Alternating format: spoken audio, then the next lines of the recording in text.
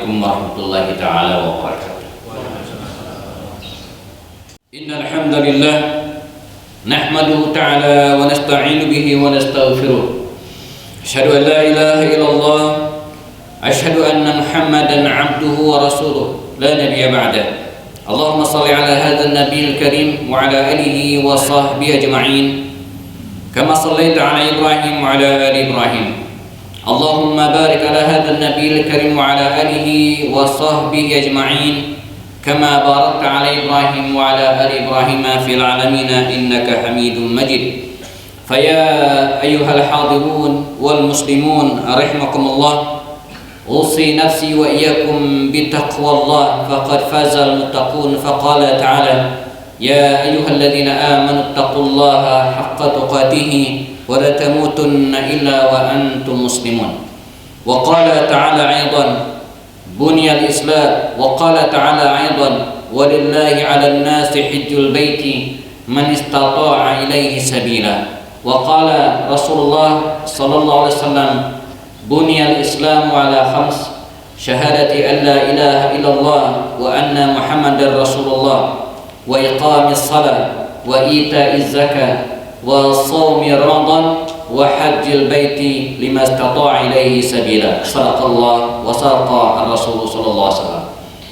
Hadirin dan jamaah salat Jumat Masjid Al-Hidayah rahimakumullah, marilah kita bersyukur kepada Allah Subhanahu wa taala pada hari ini Sayyidul Ayyam, hari penuh keberkahan. Kita diberikan berbagai nikmat oleh Allah Subhanahu wa taala, mulai dari nikmat waktu luang, nikmat iman, Islam, dan nikmat kesehatan serta berbagai nikmat yang lainnya, sehingga kita bisa melaksanakan sholat Jumat insyaallah sebentar lagi di masjid kita ini. Dan harapan kita semoga langkah kaki kita dari rumah kediaman menuju tempat ini dicatat oleh Allah Subhanahu wa taala sebagai kebaikan yang akan memberatkan kebaikan kita dan pahala kita pada yaumul hisab nanti insyaallah. Amin ya rabbal alamin. Harapan kita yang kedua, tentu saja hari ini kita melaksanakan sholat Jumat di lokasi yang barangkali disebut darurat sementara, dan karenanya seperti sampaikan oleh pengurus tadi, mari kita bersama-sama saling bahu membahu, saling memberikan motivasi untuk segera menyempurnakan pembangunan masjid kita ini, karena ini penting untuk masa depan kita. Sebab sebuah peradaban Islam tidak akan mungkin tegak jika tidak diawali dari masjid. Baginda Rasul, para sahabat, bahkan generasi-generasi setelahnya, ketika mereka membangun sebuah wilayah, maka mereka mulai dari masjid. Rasulullah mulai membangun peradaban Madinah dengan bangun masjid Quba, Masjid An-Nabawi. Sayyidina Umar bin Khattab ketika berhasil membebaskan wilayah-wilayah yang dikuasai oleh Persia seperti wilayah Basrah, Kufah, dan yang lainnya, beliau memberikan instruksi yang sama, tegakkan di tengahnya masjid, dan dari itu kemudian peradaban Islam dimulai. Hadirin dan jamaah rahimakumullah, hari ini kita sudah masuk bulan Dzulqa'dah, sekitar tanggal 10 atau 11 Dzulqa'dah.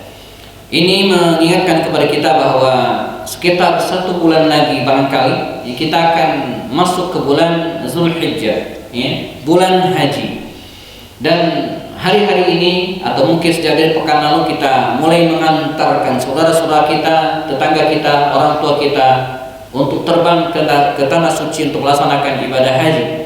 Sebagian juga mungkin dalam pekan-pekan depan di Kota Bogor sendiri insyaallah kembali penerbangan dimulai 16 Juni insyaallah, dan kemudian diikuti dengan wilayah-wilayah yang lainnya akan berdatangan memenuhi kota Madinah langsung ke Makkah sebagian untuk memenuhi panggilan Allah Subhanahu wa taala setelah 2 tahun tertunda. Dan ini merupakan suatu hal yang harus kita syukuri bahwa kembali ibadah haji bisa kita laksanakan walaupun belum bisa maksimal 100%. Pemerintah Arab Saudi masih membatasi sekitar 50% dari kuota yang sebelumnya. Bahkan bagi mereka yang tergolong resiko tinggi dari aspek usia 65 tahun ke atas, sementara waktu untuk pemberangkat tahun ini ditiadakan, sehingga yang berangkat adalah yang pada usia-usia relatif dianggap masih kuat pada usia 65 tahun ke atas. Harapan kita tentu saja ini bersifat sementara, dan karena dihimbau, dianjurkan bagi yang sudah mendaftar untuk tidak menarik uangnya, tapi tetap bersabar menunggu panggilan Allah Subhanahu wa taala. Hadirin dan jamaah rahimakumullah, ketika kita bicara tentang ibadah haji, maka harus kita pahami bersama bahwa ibadah haji ini merupakan ruknun min arkanil Islam, salah satu dari rukun Islam. Dalam hadis sahih riwayat Imam Bukhari, Imam Muslim, dan para ulama hadis yang lainnya, walaupun dengan berbagai redaksi yang berbeda, tapi intinya sama, bahwa bunyal Islam wala khamsin. Islam itu didirikan pada 5 tonggak, 5 rukun: syahadah, salat, zakat, puasa, dan melaksanakan ibadah haji. Jadi ibadah haji ini jamaah satu dari rukun Islam, dan kita tahu bahwa rukun itu penting. Rukun dalam sebuah ibadah menentukan sah dan tidaknya ibadah tersebut. Kita belajar fikih misalnya, rukun-rukun sholat, antara lain baca Al-Fatihah, ruku, sujud, ini rukun-rukun sholat. Manakala satu di antara rukun tersebut tidak kita laksanakan, maka sholat kita tidak sah.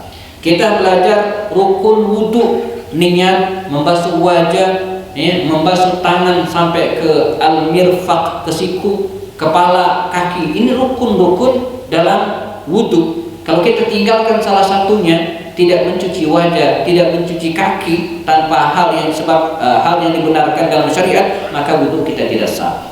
Nah, demikian juga dengan Islam, rukunnya ada 5. Karena itu harapan kita tentu saja ketika nanti suatu saat kita menghadap Allah Subhanahu wa taala, kita menghadap Allah dengan rukun Islam yang sempurna. Rukun Islam kita 5 dan bukan hanya 4. Karena itu marilah kita menganggap pentingnya ibadah haji ini. Jangan, atau sebagian dari kita sering bersembunyi di balik kalimat man istata'a ilaihi sabila, bagi orang yang diberikan kemampuan, sementara dia sendiri tidak berusaha untuk menjadi orang yang mampu, atau paling tidak dia tidak sadar bahwa dirinya adalah orang yang mampu. Beberapa atau pekan lalu, Ustaz Dodi Hikmawan dalam sebuah acara kami sekeluarga waktu itu dalam Walimatus Safar memberikan motivasi, dan ada satu hal yang beliau sampaikan luar biasa. Kata beliau, ketika saya masuk ke komplek perumahan ini, saya lihat rumahnya sudah ada yang tingkat, sudah direnovasi. Di parkirnya ada mobil yang diparkirkan, ada kendaraan motor. Nah ini sudah bisa masuk kategorinya liman istata'a ilaihi sabila. Sudah masuk kategori orang yang mampu paling tidak merencanakan ibadah haji. Di antara hari ini banyak yang kita beralasan, kenapa tidak berangkat haji? Lama Ustaz nunggunya. Justru karena masih lama nunggunya itu, maka harus segera mendaftar. Sebab semakin lama kita tidak mendaftar, maka akan semakin lama menunggunya. Kemarin bertemu dengan Kasih Kementerian Agama Kota Bogor, beliau membocorkan bahwa untuk Kota Bogor hari ini masa tunggunya sekitar 23 tahun. Luar biasa. Dan bagi yang sudah berangkat, baru dibolehkan mendaftar lagi sekitar 10 tahun setelah keberangkatannya. Karena itu harus berniat. Kemudian ada juga yang mengatakan, kenapa belum daftar haji? Saya merasa masih banyak dosa, Ustaz. Merasa dirinya masih banyak dosa. Justru karena merasa punya banyak dosa itulah buruan berangkat. Sebab haji itu diantara hikmahnya adalah yanfiyani al-umratu wal hajju, atau al-hajju wal umratu yanfiyani al-faqra wal dzunub, atau wal dzunub faqar. Jadi umrah haji dia akan menghapus dosa-dosa, menghapus kefakiran dan dosa-dosa. Dalam hadis yang lain, baginda Rasul SAW mengatakan dalam riwayat dari Imam Bukhari, man hajja, barang siapa melaksanakan haji, falam yarfus walam yafsuq, raja'a kayaumi waladathu ummuhu. Orang melaksanakan ibadah haji lalu kemudian tidak dibarengi dengan kata-kata kotor, tidak juga dengan perkataan dan perbuatan fasik, maka raja'a kayaumin, maka dia akan pulang seperti hari waladat ummuhu, bersih dosa-dosanya. Nah, jadi justru yang merasa punya banyak dosa, yang pernah merasa melakukan kesalahan, maka harus diniatkan untuk berangkat haji. Atau yang mengatakan, kenapa belum berangkat? Saya masih merasa muda, Ustaz. Justru dengan fisik yang masih kuat, dengan tubuh yang masih sehat, itu adalah kenikmatan sendiri kalau kita bisa berangkat haji. Sebab kalau sudah di atas 80 tahun atau mungkin sekitar itu, ada banyak ibadah di tanah suci nanti, kita akan memiliki keterbatasan untuk melaksanakannya. Justru ketika usia-usia masih muda, masih prima, 40 tahun, 50 tahun dan ke bawah, ini adalah usia-usia yang masih lumayan enak untuk melaksanakan ibadah haji. Karena Allah, marilah kita berniat paling tidak. Sebab dengan berniat, ada dua hikmahnya. Pertama, orang yang melakukan atau berniat berarti dia telah mencuri start pahala. Ketika seseorang berniat untuk melakukan suatu kebaikan, ketika seseorang berniat untuk melakukan kebaikan apapun, maka Allah Subhanahu wa taala telah mencatat perbuatan tersebut. Dalam banyak hadis disebutkan bagaimana misalnya dari Imam Al-Bukhari dan Muslim, dari jalur Abdullah bin Abbas mengatakan bahwa faman hamma bihasanatin falam ya'mal biha kataballahu lahu indahu hasanah kamilah.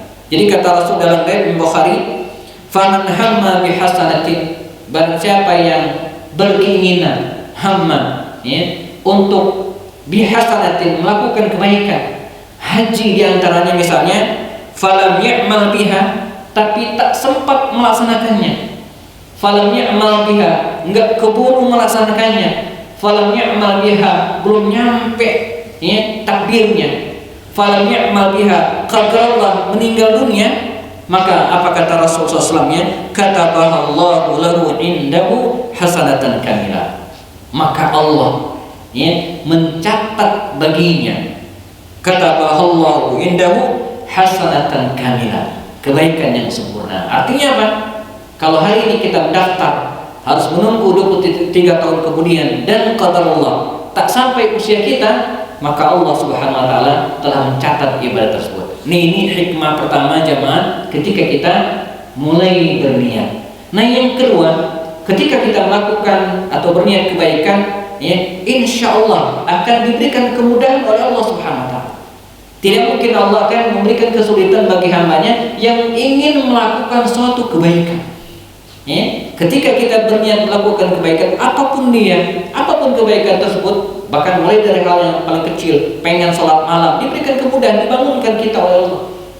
Ingin para jombloan yang belum nikah ingin menikah, diberikan kemudahan. Allah inda dhanni 'abdi, Allah itu sesuai dengan prasangka hambaku. Ingin berangkat haji misalnya, dimudahkan oleh Allah SWT. Jadi luar biasa. Jadi berniat itu akan mendapatkan pahala dan akan diberikan kemudahan oleh Allah SWT. Nah, pertanyaan berikutnya adalah bagaimana dengan niat? Apakah niat itu cukup di hati saja? Tidak. Al-Imam Asy-Syafi'i, atau paling tidak secara umum mazhab Asy-Syafi'iyah mengatakan niat itu harus muqaranatun bil amal, harus by action. Tidak cukup dengan niat di hati saja, harus dibarengi dengan action, dengan langkah konkret. Artinya kalau kita pengen nanti malam sholat tahajud qiyamul lail, itu niat kita harus dibarengi dengan langkah nyata. Langkah nyatanya apa misalnya? Tidur lebih awal, menyiapkan alarm, dan langkah-langkah ini niat namanya, tidak hanya dalam hatinya. Nah, demikian juga dengan ibadah haji ini jemaah. Ketika kita berniat, tidak cukup dengan hati saja, tapi dengan action. Kita yang sudah diberikan kemampuan oleh Allah SWT misalnya, menggenggam uang atau tabungan 25 juta misalnya, sebagai niat konkret kita, langkah nyata kita pengen berangkat haji, kita setorkan ke Kementerian Agama, kita daftarkan diri kita sehingga kita mendapatkan nomor porsi, dan nanti akan terarah, terukur, bisa diperkirakan kapan kira-kira akan berangkat. Ini niat, sudah action. Jadi ada yang ditunggu, tidak kemudian niat tapi tidak melakukan apa-apa. Andai misalnya saya Ustaz, belum ada uang sebesar 25 juta untuk dapat nomor porsi itu, apa langkah konkretnya? Menabung. silakan datang ke bank-bank syariah yang ada di tempat kita masing-masingnya, buka rekening khusus tabungan haji. Akadnya tidak boleh diambil kecuali untuk kepentingan haji atau hal-hal yang sangat darurat sifatnya. Sudah, itu sudah niat bagi kita, dan sisanya kita berusaha terus untuk menambah. Bahkan saya suka sampaikan kepada ibu-ibu bahkan untuk mengawali langkah niat suci ini, misalnya andai pun kita belum bisa membayar nomor porsi 25 juta, belum juga percaya diri untuk menabung di bank-bank syariah untuk buka tabungan haji khususnya, maka bisa kita mulai dari rumah kita. Kita cari kaleng-kaleng biskuit yang kosong, kita lubangin atasnya seperti lubang kotak-kotak amal kita, dan kemudian ditulis di atasnya apa? Tabungan haji. Dan kita isi terus sesuai dengan kemampuan kita. Maka insya Allah, pertama sudah dicatat oleh Allah Subhanahu Wa Taala. Kemudian yang kedua, kita akan berikan kemudahan oleh Allah Subhanahu Wa Taala. Sisanya jamaah, kita ikhtiar yang banyak, berdoa yang banyak, dan setiap kali ada jamaah yang akan berangkat haji, kita datangi, kita bisikan ke telinganya, ya akhi, wahai saudaraku, ya ustaz, wahai ustaz, la tansana min doa. Jangan lupa doakan. 3, 4, 5 orang yang kita samperin, kita datangin, masa sih satu pun tidak dikabulkan oleh Allah Subhanahu Wa Taala doa kita? Nanti ketika tiba dia di tanah suci, kita WA lagi misalnya, Ustaz mohon doakan kami di Raudhah, doakan kami di Mu'tazam, doakan kami inda wukuf bil Arafah. Ini adalah waktu dan tempat-tempat yang mustajab bagi kita dan diberikan kemudahan oleh Allah SWT. Semoga Allah memberikan kesehatan kepada kita, memberikan rezeki kepada kita, dan memudahkan langkah kita ke tanah suci insyaallah. Amin ya rabbal alamin. Barakallahu li wa lakum fil Qur'anil azim, wa nafa'ani wa iyyakum bima fihi min ayat wa dzikril hakim, wa taqabbalallahu minni wa minkum tilawatahu innahu huwas samiul alim. Alhamdulillahilladzi qawluhu durra la yumkinu an tushtara min al-amwali bil kathrah. Wassalatu wassalamu ala Rasulillah yadhi khisalin 'atirah wa ala alihi wa ashabihi al-bararah. Asyhadu an la ilaha illallah, asyhadu anna Muhammadan 'abduhu wa rasuluhu la nabiyya ba'dah. Allahumma shalli ala hadzal nabiyil karim wa ala alihi wa sahbihi ajma'in kama shallaita ala Ibrahim wa ala ali Ibrahim. Allahumma barik ala hadzal nabiyil karim wa ala alihi wa sahbihi ajma'in كما باركت على إبراهيم وعلى آل إبراهيم في العالمين إنك حميد مجيد. فيا أيها المسلمون، فيا أيها الحاضرون رحمكم الله، أوصي نفسي وإياكم بتقوى الله فقد فاز المتقون. فقال تعالى يا أيها الذين آمنوا اتقوا الله حق تقاته ولا تموتن إلا وأنتم مسلمون. Jamaah, marilah kita sempurnakan khutbah yang kedua ini dengan bacakan doa. Kita lantunkan, munajatkan kepada Allah SWT agar Allah berikan kesehatan kepada kita, berikan kemudahan kepada kita, dan meringankan langkah kita dan mewujudkan niat kita ke tanah suci diantaranya. Amin ya rabbal alamin. A'udzubillahi minasyaitonir rajim. Bismillahirrahmanirrahim. Allahumma ighfir lil muslimina wal muslimat wal mu'minina wal mu'minat al ahya minhum wal amwat innaka sami'un qaribun mujibud da'awat wa ya qadiyal hajat. اللهم ارزقنا علما نافعا وعملا متقبلا ورزقا حلالا طيبا مباركا يا رب العالمين.